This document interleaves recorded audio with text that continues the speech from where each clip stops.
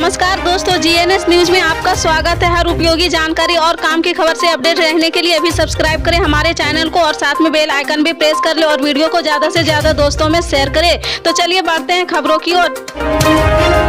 आपको बता दें, गणतंत्र दिवस पर हरियाणा की जींद में संयुक्त किसान मोर्चा के आह्वान पर नई अनाज मंडी में आयोजित किसान महापंचायत में 3 कृषि कानून रद्द करने, एमएसपी गारंटी कानून बनाने, स्वामीनाथन आयोग रिपोर्ट लागू करने, किसान कर्ज माफ करने तथा गिरफ्तार किसानों की रिहाई की मांग संबंधी 5 प्रस्ताव पारित किए गए हैं। महापंचायत में भारतीय किसान यूनियन के राष्ट्रीय प्रेस प्रवक्ता राकेश टिकैत ने किसानों का आह्वान किया कि वे किसी भी अगले कदम के लिए तैयार रहे। उन्होंने कहा कि केंद्र सरकार किसानों की मांगे जल्द माने। महापंचायत में हरियाणा, पंजाब, उत्तर प्रदेश, राजस्थान, उत्तराखंड समेत कई राज्यों में हजारों की संख्या में किसान पहुंचेंगे। महापंचायत में बीकेयू के राष्ट्रीय महासचिव युद्धवीर सिंह, पंजाब के जोगिंदर उग्राहा समेत कई किसान नेता पहुंचे हैं। सभी नेताओं ने केंद्र सरकार के खिलाफ जमकर भाषणबाजी की है। शिकायत ने केंद्र सरकार पर बरसते हुए कहा कि वह कान खोलकर सुन ले। अभी तो उन्होंने किसान बिल वापसी की मांग की है। सरकार उक्त सभी मुद्दों पर उनकी कमेटी से बात कर ले, नहीं तो किसान कड़े फैसले लेंगे। उन्होंने किसानों का आह्वान किया कि वे किसी भी अगले कदम के लिए रात को भी तैयार रहे। उन्होंने कहा कि 9 फरवरी को कुरुक्षेत्र में संयुक्त किसान मोर्चा की एक बैठक होगी। उसी में दिल्ली में होने वाले प्रदर्शन की तारीख तय की जाएगी। यह तारीख 15 मार्च से 22 मार्च के बीच हो सकती है। 2024 में होने वाले लोकसभा चुनाव में करीब 1 साल का ही समय बचा हुआ है। बीजेपी लगातार तीसरी बार सत्ता में आने के लिए कोशिशें कर रहे हैं। वहीं कांग्रेस समेत अन्य विपक्षी दलों ने सत्ता विरोधी लहर से उम्मीदें लगा रखी है। कुल मिलाकर बीजेपी, कांग्रेस समेत सभी राजनीतिक दल अपने सियासी समीकरणों को सुधारने में लगे हुए हैं। इस बीच लोकसभा चुनाव 2024 को लेकर जनता का मूड जानने के लिए सी वोटर और इंडिया टुडे का एक सर्वे में सामने आया है। इस सर्वे के अनुसार अगर आज चुनाव होते हैं तो देश में एक बार फिर बीजेपी नीति एनडीए सरकार की वापसी की संभावना है। हालांकि सर्वे में कांग्रेस को 22% वोट और आने को 39% वोट मिलने की उम्मीद जताई गई है। कांग्रेस और आने के वोट प्रतिशत को जोड़ दिया जाए तो ये बीजेपी को मिल सकने वाले 39% वोट प्रतिशत के आंकड़े से कहीं आगे नजर आता है। इसी आधार पर संभावना जताई जा रही कि 2024 में बीजेपी के साथ खेला हो सकता है। पंजाब के मुख्यमंत्री भगवंत मान ने कहा कि राज्य सरकार के संजीदा प्रयासों के तहत हर क्षेत्र का व्यापक स्तर पर विकास किया जा रहा है और इस साल ही राज्य बेशकीमती कोहिनूर हीरे की तरह चमकेगा। मान ने यहाँ शहीद भगत सिंह स्टेडियम में गणतंत्र दिवस समारोह के ध्वजारोहण के बाद एक जनसभा को संबोधित करते हुए लोगों से राज्य सरकार के प्रयासों को पूर्ण सहयोग देने की अपील की। उन्होंने प्रवासी पंजाबियों को राज्य की पुरातन शान बहाल करने के लिए सरकार की मदद और सहयोग करने की अपील की है। उन्होंने पंजाब को नई बुलंदियों पर ले जाने का प्रण लेते हुए कहा कि राज्य सरकार शहीदों और राष्ट्र नायक के हर एक के लिए समान अवसर वाले समाज के संकल्प को पूरा करने के लिए वचनबद्ध है।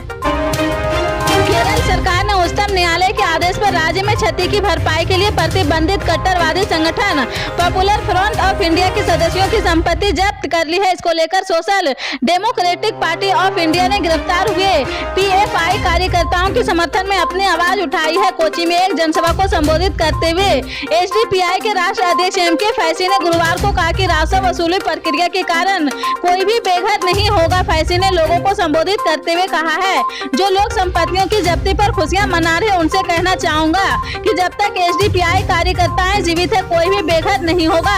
इससे पहले एसडीपीआई ने प्रतिबंध की कड़ी निंदा करते हुए कहा था कि यह देश में भाजपा सरकार द्वारा लगाए गए अघोषित आपातकाल का हिस्सा है। फैसी ने यह भी कहा है कि पीएफआई और संबद्ध संगठनों पर यह प्रतिबंध भारतीय लोकतंत्र व देश के लोगों को संविधान के तहत मिले अधिकारों के खिलाफ एक चुनौती है।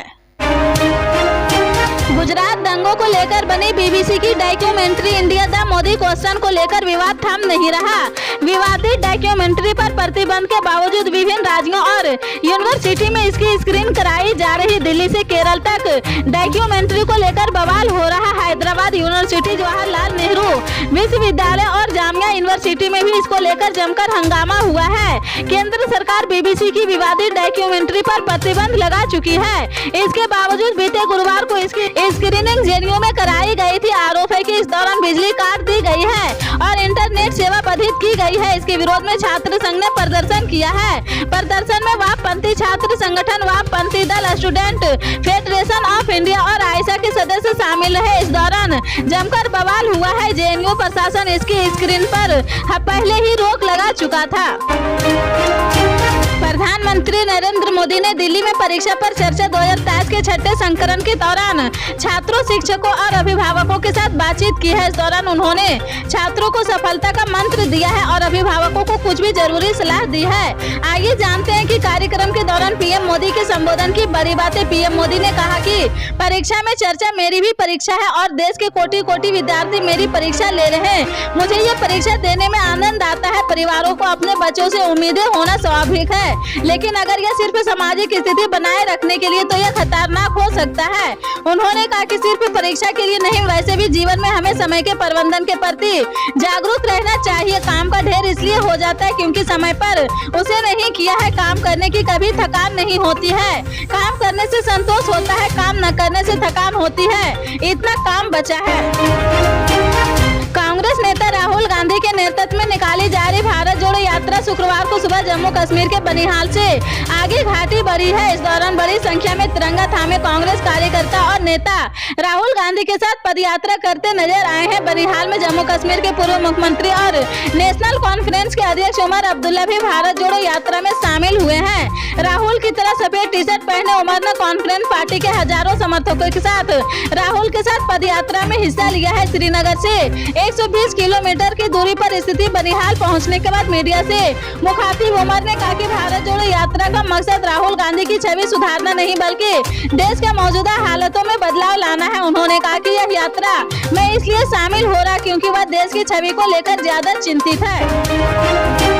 इंडिया टुडे ने सी वोटर के साथ मिलकर मूड ऑफ द नेशन सर्वे किया है। सर्वे में स्पष्ट संकेत मिल गए हैं, एक बार फिर एनडीए सरकार बना सकती है। सर्वे में अब तक के सबसे बेहतर प्रधानमंत्री को लेकर भी जनता की राय जानी गई है। इंदिरा गांधी से लेकर प्रधानमंत्री मोदी तक सभी विकल्पों के बीच जनता ने अपने मन की बात बताई है। मूड ऑफ द नेशन सर्वे के मुताबिक प्रधानमंत्री नरेंद्र मोदी देश के सबसे बेहतर पीएम साबित हुए हैं। सर्वे में उन्हें 47% लोगों ने पसंद किया है। दूसरे नंबर पर अटल बिहारी वाजपेयी आए हैं, जिन्होंने 16% लोगों ने बेहतर प्रधानमंत्री माना है। तीसरे नंबर पर इंदिरा गांधी, जिन्हें 12% लोगों ने अपनी पसंद बताया है। इस मामले में डॉक्टर मनमोहन सिंह को 8% लोगों ने अपनी पसंद बताया है। अब सर्वे के ये आंकड़े बताते हैं कि पिछले 9 सालों से प्रधानमंत्री नरेंद्र मोदी की लोकप्रियता बरकरार है।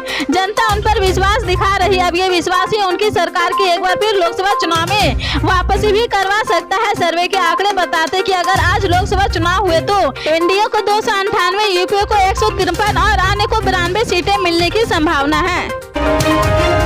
चीन में कोरोना महामारी से तबाही का आलम है। मीडिया रिपोर्ट के मुताबिक यहाँ की करीब 80% आबादी कोरोना संक्रमण के चपेट में आ गई है और मृतकों की संख्या लगातार बढ़ती जा रही है। रोजाना सैकड़ों लोगों की कोविड संक्रमण की वजह से जान जा रही है। हालांकि चीन की सरकार कोविड से तबाही का आंकड़ा छिपाने में जुटी हुई है। चीन के अधिकारियों ने कहा कि इस साल जनवरी महीने की शुरुआत के बाद से चीन में रोजाना कोविड-19 की मौतें की संख्या लगभग 80% की गिरावट आई है। चीन के centre for disease control and prevention ने बुधवार को एक बयान में कहा कि सोमवार को अस्पतालों में वायरस के कारण 896 मौतें हुई है और 4 जनवरी से 79% की गिरावट आई है। सीडीसी ने कहा कि अस्पतालों में गंभीर मामले भी सोमवार तक घटकर 36,000 रह गए तो 5 जनवरी को 1,28,000 के उच्च स्तर से 72% की गिरावट का संकेत देता है। पल पल के अपडेट जानने के लिए जुड़े रहें आप अपने GNS न्यूज़ चैनल से। मिलते हैं अगली बड़ी खबर के साथ, तब तक के लिए जय हिंद।